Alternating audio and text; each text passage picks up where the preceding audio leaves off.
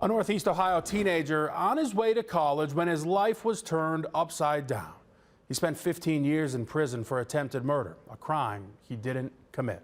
After fighting so hard to clear his name, he's now focused on helping others. Michelle Nix has his harrowing story. I ain't never been in jail before. I never had a case before. Like this was something that I wasn't, like a storm or something that I was walking into, I wasn't even prepared for. The prison shackles that would rob a 17-year-old Cleveland teen of 15 years of his life are no longer the chains that bind. Michael Sutton had his name cleared of attempted murder charges at a new trial in September, along with his friend Kenny Phillips. Both had spent 15 years in prison for serious crimes that included shooting at police officers, crimes they never committed. Yeah, I had a full ride to Akron University.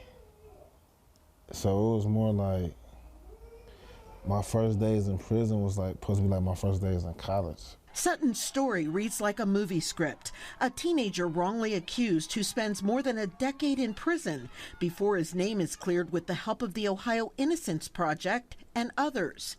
Now he's a motivational speaker, reliving his personal nightmare with the justice system in the hopes he can help others. His goal, to give them back their voice. I never had a voice neither though, because it's the police versus my word.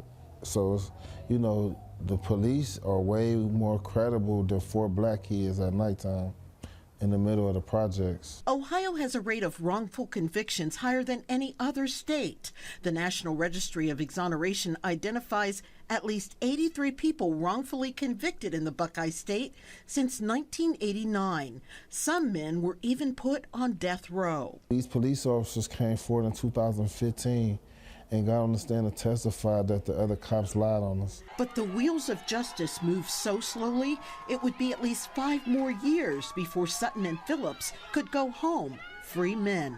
This second chance at life for Sutton, like a second childhood. I feel like my calling is really to be like I don't know if it's a motivational speaker, but I feel like I'm big on that.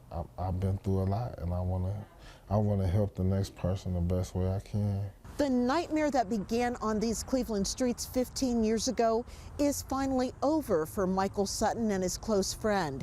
He says in many ways he feels reborn because after September's trial, his name is finally clear. He's back with his family. He's expecting his first child this year, and he's become a motivational speaker, giving hope and inspiration to others fighting for justice. Reporting in Cleveland, Michelle Nix, 19 News. The Cleveland APL is hosting a unique event this weekend to find forever homes for some of their